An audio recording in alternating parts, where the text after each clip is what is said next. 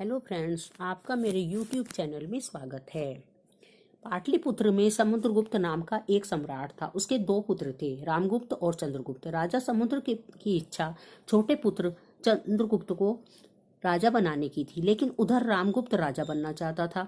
सम्राट समुद्रगुप्त रामगुप्त को राजा नहीं बनाना चाहते थे, क्योंकि रामगुप्त एक दुर्बल शासक था, जबकि चंद्रगुप्त वीर और बुद्धिमान था। चंद्रगुप्त ध्रुव देवी से बहुत प्यार करते थे। ध्रुव देवी बहुत सुंदर थी, पूरे भारत में उसकी सुंदरता की चर्चा थी। चंद्रगुप्त ने अपने बड़े भाई के लिए राज्य की गद्दी का त्याग कर दिया था। जब रामगुप्त राजा बने तो उन्होंने ध्रुव देवी और रामगुप्त दोनों को अलग कर दिया और स्वयं ध्रुव देवी से विवाह कर लिया। एक बार राजा रानी विहार करने के लिए एक गुप्त स्थान पर गए, तभी अचानक साकों की सेना ने उनका रास्ता रोक लिया। राजा ने वापस अपनी राजधानी लौटने का प्रयास किया, लेकिन साकों की सेना ने उन्हें चारों ओर से घेर लिया। साकों का राजा रुद्रसिम्हा था। उसने उन्हें छोड़ने की एक शर्त रखी कि रामगुप्त अपनी पत्नी ध्रुव देवी को उसे सौंप देगा, क्योंकि रामगुप्त एक दुर्बल शासक था।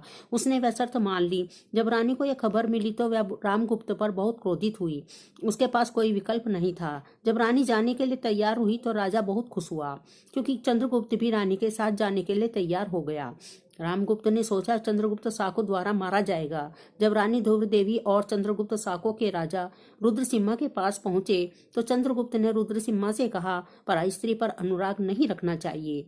लेकिन रुद्रसिम्हा ने उसकी बात नहीं मानी और दोनों को पकड़ने का आदेश अपने सैनिकों को दे दिया। और तो चंद्रगुप्त और साको में युद्ध छिड़ गया। चंद्रगुप्त अत्यंत वीर था। उसने रुद्रसिम्हा को मार गिराया और ध्रुव देवी के साथ अपने राज्य लौट आए। अब वापस आने के बाद ध्रुव देवी ने क्रोधित होकर रामगुप्त को अपना पति मानने से इनकार कर दिया। प्रजा भी चंद्रगुप्त के शौर्य को देखकर प्रसन्न थी, अतः चंद्रगुप्त को राजा बनाने की मांग उठी। राज दरबार में रामगुप्त और ध्रुव देवी के बीच विवाद बढ़ गया। फिर तो रामगुप्त ने चंद्रगुप्त को मारने का आदेश दे दिया, जिससे सैनिकों में विद्रोह बढ़ गया। इस विद्रोह में रामगुप्त मारा गया। फिर चंद्रगुप्त को राजा बनाया गया और चंद्रगुप्त का विवाह ध्रुव देवी से करा दिया गया। फिर चंद्रगुप्त ने ध्रुव देवी का नाम बदलकर ध्रुव स्वामिनी कर दिया। फिर ध्रुव स्वामिनी ने भारत से साकों के विनाश का आदेश दिया।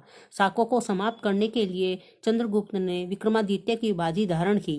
चंद्रगुप्त और ध्रुव स्वामिनी की यह प्रेम कथा इतिहास के पन्नों में बहुत अनोखी है, जिसमें पहले प्रेम होता है, फिर अलगाव और उसके बाद अंत में दोनों फिर से मिल जाते हैं।